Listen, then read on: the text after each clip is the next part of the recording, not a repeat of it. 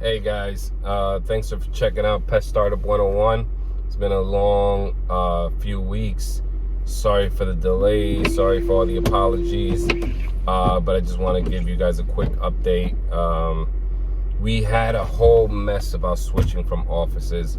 We went from one office to another. We were in the same space for a very long time, and we had to move, and not because we wanted to, but we had to. This is what happens when you don't own the property. And we found a few locations, but then every time it was getting close to getting the deal signed, these lease agreements were insane. These I guess it's been a long time since we've signed leases and agreed on certain things, but the things that these landlords were asking for was just insane. So one example, I'm not sure if this is normal. If it's normal, write it in the comments. But one landlord wanted us to basically have, Theo was smoking a lot, I believe, from the winter here in New York. It's really cold with the smoke. It's just really, okay, it's gone. So so this landlord, he wanted us to sign a lease for 5 years. Every year the annual rate of the rent would go up 7%, which is a little high. I mean, it's typically 4 or 5%. My uncle, who has a printing shop, his annual increase is 3%. And with these recession-like days and all this crap that all these people are putting out there, not that recession is crap, but the recession jargon that's going out there in the world, and is making people fearful. I would think that the landlord would want us at a higher rate, so then we can stay there longer. But okay, they wanted 7%. On top of that, they wanted an insane amount for water. We don't use water. We're an office. They wanted us to have a set amount of water paid every month. So basically, we would be paying water for the building, and we were just paying our portion because it was six other tenants, 6 other spaces. And he basically broke down the bill and just broke the annual bill, I believe, and he had us pay for the water equally. So maybe I could deal with the water. Then he insisted on us paying for maintenance of the property, various maintenance agreements that he already signed with pest control companies and other things, sprinkler inspection, all this, everything that would have to be done annually. He broke that down and added that on the lease as well. So we had to pay like $150 for water, $350 a month, $150 a month, $350 a month for monthly maintenance. We would get one parking spot in the back.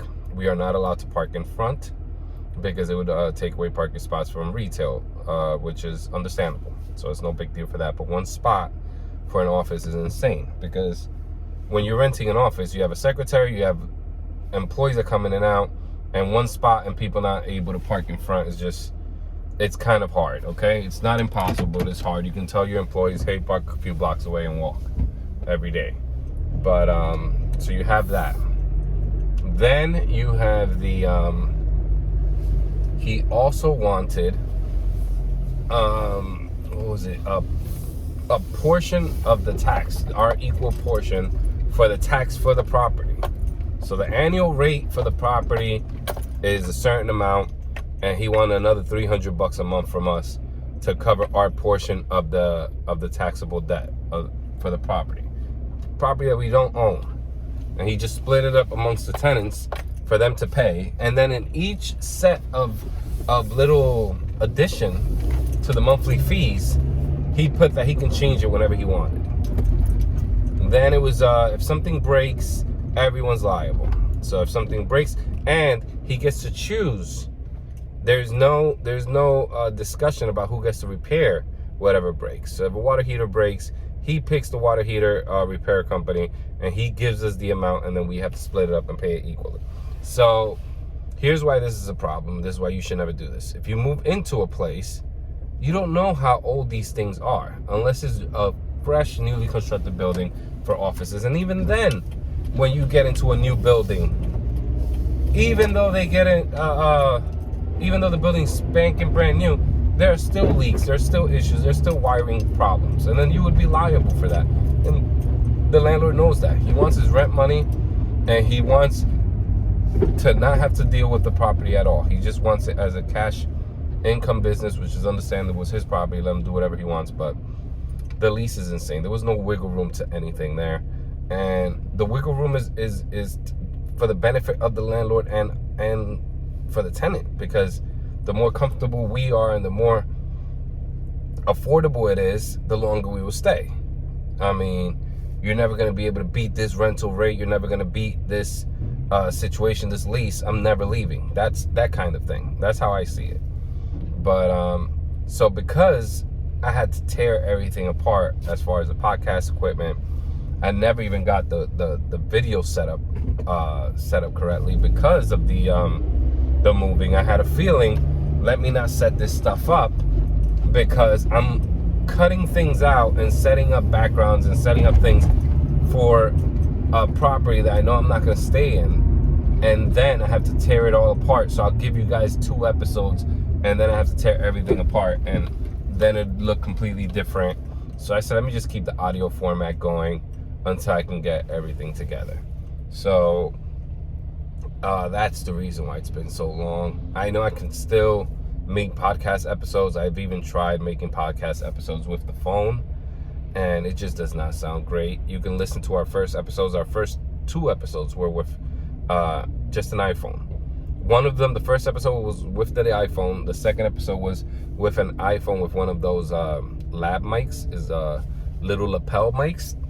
And I've seen YouTube videos where they say, hey, you can shoot a podcast, you can shoot a YouTube video just with a lab mic on the phone, and you can make it work. But without audio editing software, without being locked in a closet to get the right sound, it just won't work. So, I mean, you guys can make it. I mean, some people can make it work. There's a person built like a box that he surrounded himself in, like a box like space in his room, and sound bounced off the boards, and it sounded okay. But you don't know if that's been messed with after recording. You know, they had some kind of production done to the audio. So I didn't want to give you guys that kind of quality of content. I don't like doing this driving content, but I watch a lot of driving content, so I'm saying why won't my viewers watch it as well? And so what I'm gonna do is I'm gonna break this down into I'm gonna make it into a little series. It's gonna be separate. It's gonna be part of the channel. It's just the hiccups of opening a new business. I mean, opening a new office space, and everything that we fumble through. So then, when, just like we say in Pest Startup 101, learn from our mistakes so you don't have to make them. And you're gonna learn how we messed up with the paint. We messed up every which way you can think of. So when you take over a space and you got a square box, you have to paint, you have to, get furniture, you have to get you have to design the layout. And I mean, we messed up in a lot of ways. My father came up from Florida, helped out. My uncle came and helped out. My sister, my wife, kids, everyone, rolled up their sleeves and got to work. And on top of that, I have lost 2 guys, not because of the company. One of them moved, and one of them got a better job teaching, so he didn't want to be on the field anymore.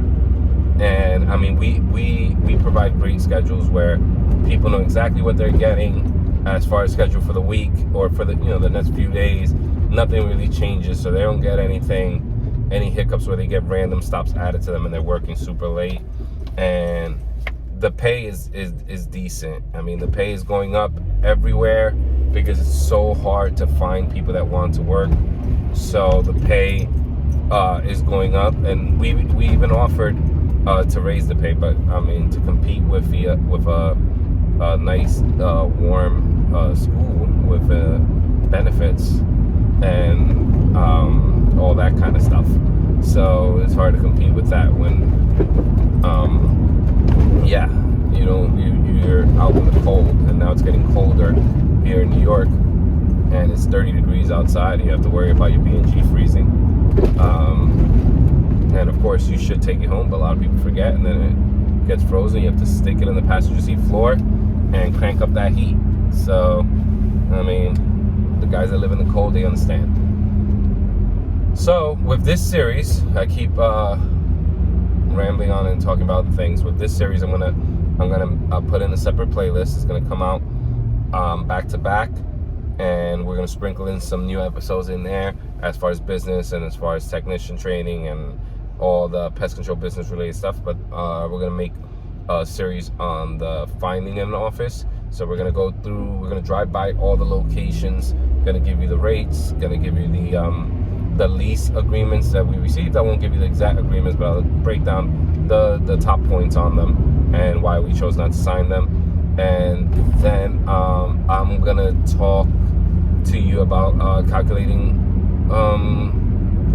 being able to calculate how much you can afford. So that's always up in the air because it's based on everyone's different income. And in pest control, you can have a great month, and then the next month it's dead. And you can have a great Google ads running, Facebook ads running, and then out of nowhere, they tweak it. They make an update to the app. They make a new terms and the terms and conditions, and they rearrange how your ads affects people, and then you're getting half as many calls, or your sales guy is gone on vacation that week, is dead, and then it threw everything off. Because when people go on vacation, when they come back, they're not as motivated to work for the first few days. I'll put it that way. So yeah, so we'll talk about everything that's related. Actually driving to an inspection now. I still get on the road and I still do inspections, and I have someone actually going to the office. I'm out on the road super early. It's before 8 a.m. I mean, it's not super early. I mean, for us, this is how we get up. But unless you're one of those lucky guys that you work from 10 to 5 and you're off on weekends and you have your set amount of customers, and I mean, you're great. So, lucky bastard. So, I'm here freezing my butt off before 8 because that's what I got to do, and that's what we all have to do to make our money. So what I'm going to do is I'm going to get this inspection done. Then I'm going to drive up to the shop/office. I call it office shop. I don't know what the hell to call this place. It's an office, and I'm gonna give you guys a walkthrough of the shop. So we're gonna go away for a few seconds, then we'll come back. I'm gonna be back in the car. We'll talk about getting this space. I'm gonna go over getting this space, and then I'm gonna give you a tour of the space. And then the next few episodes, I'm gonna show you all the other locations that I was considering, and break down each lease. So we'll go by that. We'll look at the neighborhoods. We'll look at everything. We'll drive by on a weekday because it's the beginning of the week right now. So we have the rest of the week to shoot this stuff.